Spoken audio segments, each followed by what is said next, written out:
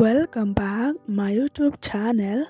Kaljing hikai ban keren pareng hato don apdeng jongpi ki bakwa ban tip kane ka video kan yarap ipi lada pio sngew jeng mantoy na kane ka video wanam klet ban share lem shiki perlak lane haying hasem jongpi wanam klet ro ban like share and subscribe ya kane ka channel aleng ne pa ya kane ka jing hikai. We have to accept the fact kasi ngi ha ban pedang ya ka jing shisha. To show partiality is not good. Kasi kabasha shiliang kamlang kababha.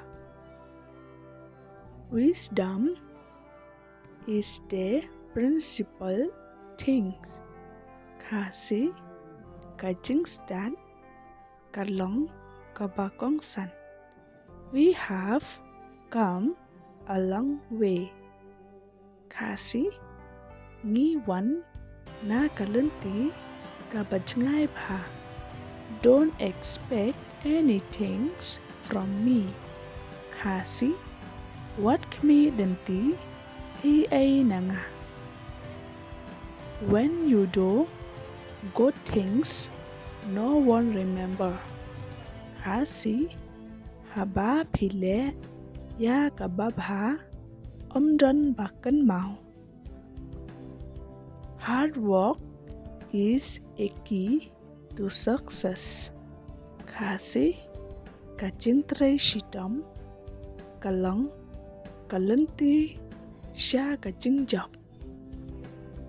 No one understand my feeling. Kasi omdon bas ngau tho ya kajing ngau jonga. Be happy with what you have. Kasi long ki bakmen ya balay kaba pidon. Sometimes life does not give you what you want.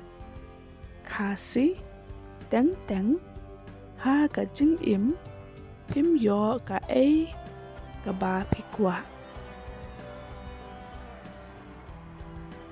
Time does not wait for anyone. Kasi kapor come up yano ro. Service to man is service to God.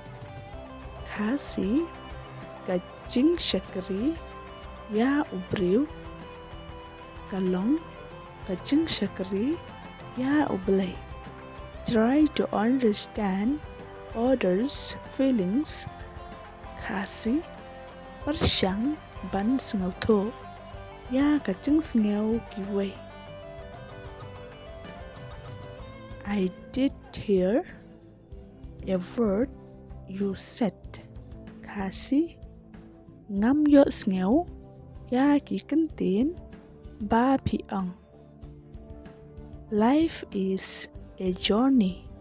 Kasi kajing im kalong kajing ya lenti. Every problems has a solution. Kasi manla kajing kadon kajubab.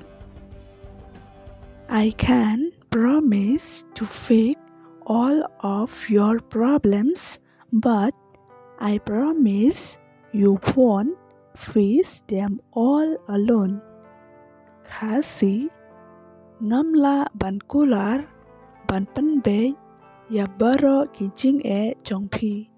Henry nga kular ya pi pin omman ya kine kijing baro marway. Thank you for being with me. Kasi kublay shibon ya kajing don rangkat jongpi bat nga. I'm with you. Kasi nga don rangkat bat pi. A friends in need is friends indeed. Kasi uparlak ubashisha day Uparlak Hakashipa. Thank you so much. Don't forget like, share and subscribe.